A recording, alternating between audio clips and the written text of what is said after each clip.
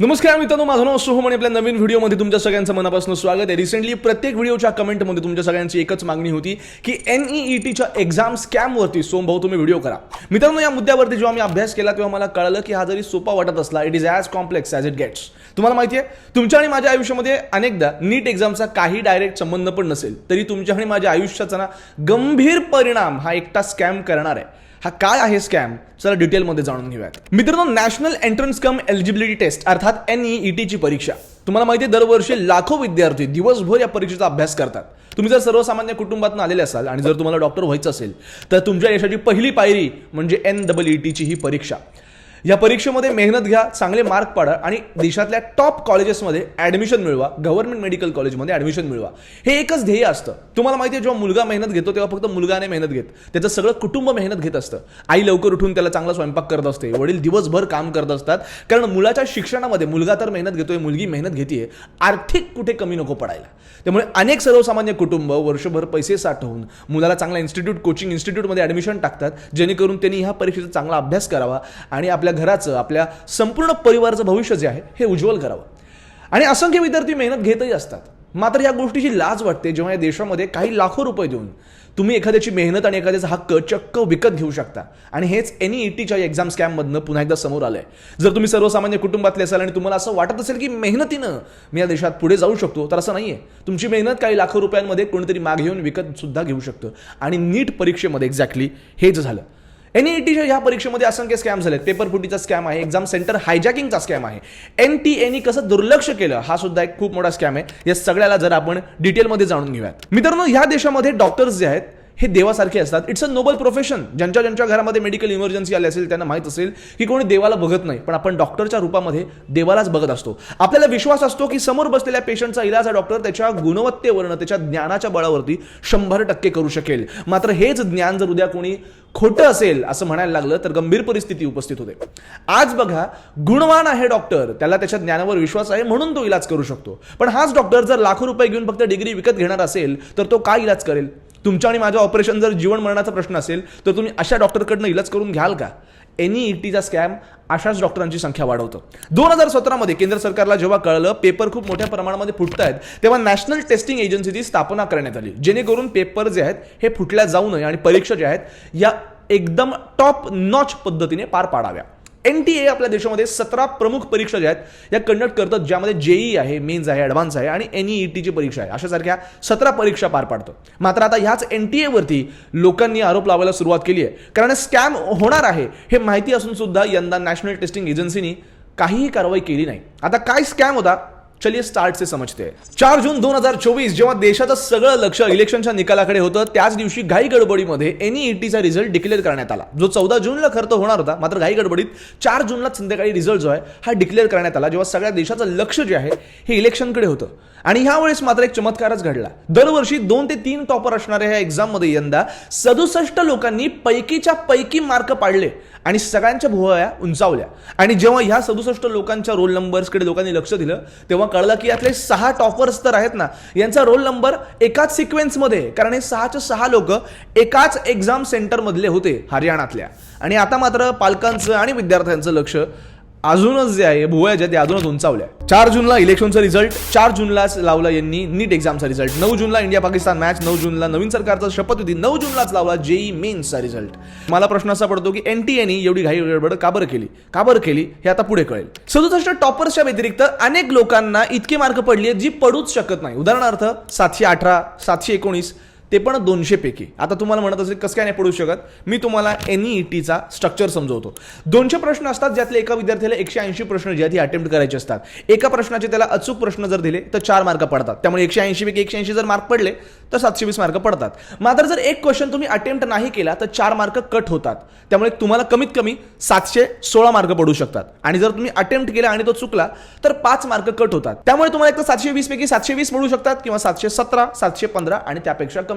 आता 719 मार्क ही कुठून आली हा प्रश्न जेव्हा NTAला लोकांनी विचारला, नॅशनल टेस्टिंग एजन्सीला, त्यांनी त्याच्या वेगळेच जगावेगळं लॉजिक दिलं. त्यांचं असं म्हणणं की ज्या एक्झाम सेंटर्समध्ये तिथे एक्झाम लेट सुरू झाली, त्यांना ग्रेस मार्क्स देण्यात आले आणि 10 मिनिटासाठी म्हणे 40 मार्क जे आहेत ही ग्रेस देण्यात आली. आता मुंबईतल्या काही सेंटर्समध्ये एक तास लेट फॉर्म मिळाला, त्यामुळे त्यांना 240 मार्क फुकट देणार का हा प्रश्न उपस्थित राहतो. आणि याच ग्रेस मार्क्समुळे मित्रांनो काही लोकांना 718 719 मार्क पडलेत, किंबहुना ज्यांना एवढी मार्क पडली आहेत NEETच्या परीक्षेमध्ये ते 12वीला फिजिक्स आणि केमिस्ट्रीमध्ये फेल सुद्धा झाले होते.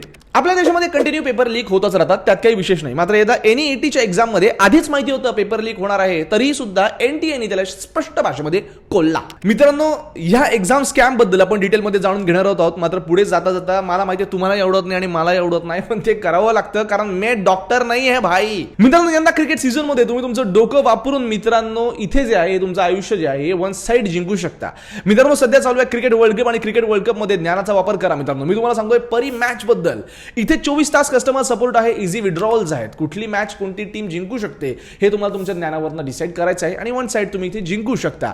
याशिवाय पहिल्या डिपॉझिटवरती डिस्क्रिप्शन मध्ये मी लिंक दिली आहे. 450% पर्यंतचा बोनस आहे, अप टू 50,000. ये भी जुगाड़ जो है ये हमने करके रखा है. आता बघा, आता आपल्या इंडियाच्या मॅचेस ज्या आहेत पाकिस्तान विरुद्ध वन साइड आपण जिंकलोय, आता पुढच्या मॅचेस पण जिंकून आपण क्वालिफाय होतो का इकडेच सगळ्यांचं लक्ष असेल. डिस्क्रिप्शन मध्ये मी लिंक दिली आहे. फास्ट विड्रॉवल्स आहेत, कस्टमर सपोर्ट आहे. याशिवाय मित्रांनो तुम्हाला इथे इन्स्टंट डिपॉझिट सुद्धा करता येतात, त्याची असंख्य ऑप्शन्स अवेलेबल आहेत. 450% बोनस आहे, अप टू 50,000. डिस्क्रिप्शन मध्ये मी लिंक दिली आहे, जा परी मॅच वरती. पटनामध्ये 4 मेलाच त्यांना कळलं होतं की बॉस पेपर जो आहे हा लीक होऊ शकतो. एका मुलाने सांगितलं सुद्धा की मला एका हॉलमध्ये घेऊन गेले जिथे माझ्यासारखी 25 अजून विद्यार्थी होते आणि त्यांना NEETचा एक्झाम फॉर्म जो आहे हा तिथे देण्यात आला. जेव्हा हे NTA ला कळलं तेव्हा त्यांनी ही फेक न्यूज आहे, असं काही होत नाही असं म्हणून त्याला दाबायचा प्रयत्न केला आणि एक्झॅक्टली 1 महिन्यानंतर तेच घडलं. एक्झामच्या 1 महिन्या अगोदरच एक व्हिडिओ जो आहे एका विसल ब्लोअरने टाकला आणि त्यांनी सांगितलं की यंदाच्या NEETचा एक्झाम जो आहे याचा एक्झाम पेपर जो आहे हा लीक होणार आहे. कि नीट का एग्जाम कंडक्ट करने वाली संस्थान ध्यान दें कि इस बार विशाल चौरसिया जेल में भी रह के नीट कर लेगा. आणि हा पेपर कोण लीक करणार आहे तर पेपर लीक करण्याचा मास्टर विशाल चौरसिया. विशाल चौरसिया आतापर्यंत अनेक एक्झामचे फॉर्म जे आहेत आणि एक्झाम पेपर जे आहेत हे लीक करत आला होता आणि त्यांनीच NEETचा एक्झाम यंदाचा फॉर्म जो आहे पेपर जो आहे हा लीक करणार आहे असं 1 महिना अगोदरच NTA या विसल ब्लोअर थ्रू कळालं होतं. आतापर्यंत सुद्धा NTAने त्यावर काही ऍक्शन जी घेतलेली दिसत नाही. आणि ऑन टॉप ऑफ दॅट एक्झामच्या 1 दिवस अगोदर सुद्धा टेलिग्राम ग्रुप्सवरती प्रत्येक सब्जेक्टचा पेपर 30 ते 40,000 रुपयाला विकल्या जात होता. याचे असंख्य स्क्रीनशॉट जे आहेत हे सुद्धा सोशल मीडियावरती पसरले होते. त्याच्याकडे सुद्धा नॅशनल टेस्टिंग एजन्सीने दुर्लक्ष केलं. And on top of that exam सेंटरचा पण एक स्कॅम इथे समोर आला की you can literally buy exam centre. I am serious about it. एकाच एक्झाम सेंटर मधल्या एका मालकाला नुकतीच अटक करण्यात आली जिथे एक्झाम सेंटरच विकल्या जाण्याचा प्रकार जो आहे हा समोर आला.